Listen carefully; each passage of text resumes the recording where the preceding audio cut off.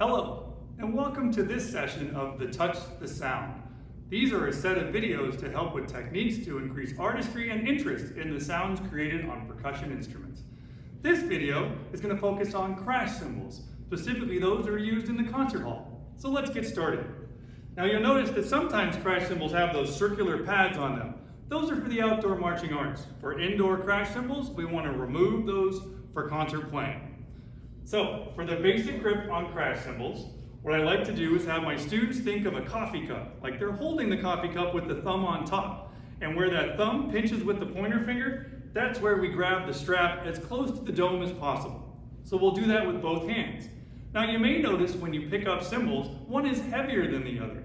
So you'll want to put the heavier cymbal in the non-dominant hand. By the way, the reason that they're different weights is so that they create different tones and pitches, and when struck together, they have a full spectrum of overtones, a cluster of shimmering sounds. So for the basic crash, I like to work with my students on using gravity. So the non-dominant hand, to begin, will be stabilized against the abdomen, making the cymbal like a flat table. The dominant hand will lift the lighter cymbal up, and then just use gravity in a downward stroke. And when the cymbals strike, you want the cymbal to be slightly off-center. This helps us keep away from having an air pocket that stops the sound from sounding its most resonant. So again, the non-dominant hand anchored with the body, the dominant hand lifting the crash cymbal, and I'll come down and I'll place it slightly off-center and then finish my stroke in a J motion like this. One more time. Non-dominant hand, is anchored. Dominant hand lift up, off center, and then a J stroke, like placing one plate on top of the other. Cymbal crashes can be many different lengths. If you let them go, they can go for an extra long time, but sometimes we want them short.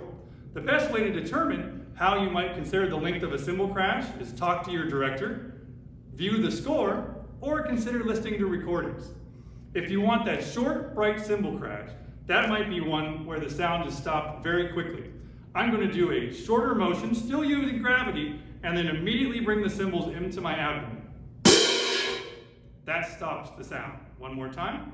So those short, bright sounds can be a muffling that occurs right in the abdomen. Now, sometimes we have the tricky cymbal crash that has to be really soft.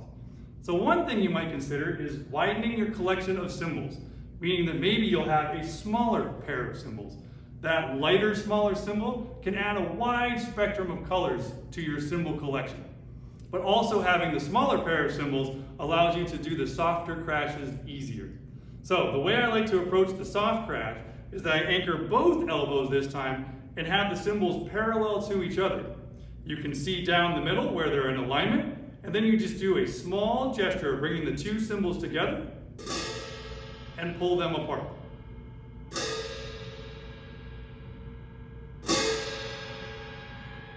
That soft cymbal crash gives the full color of cymbals at that really low dynamic.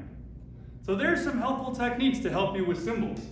I hope that these techniques serve as a symbol of your love for cymbals.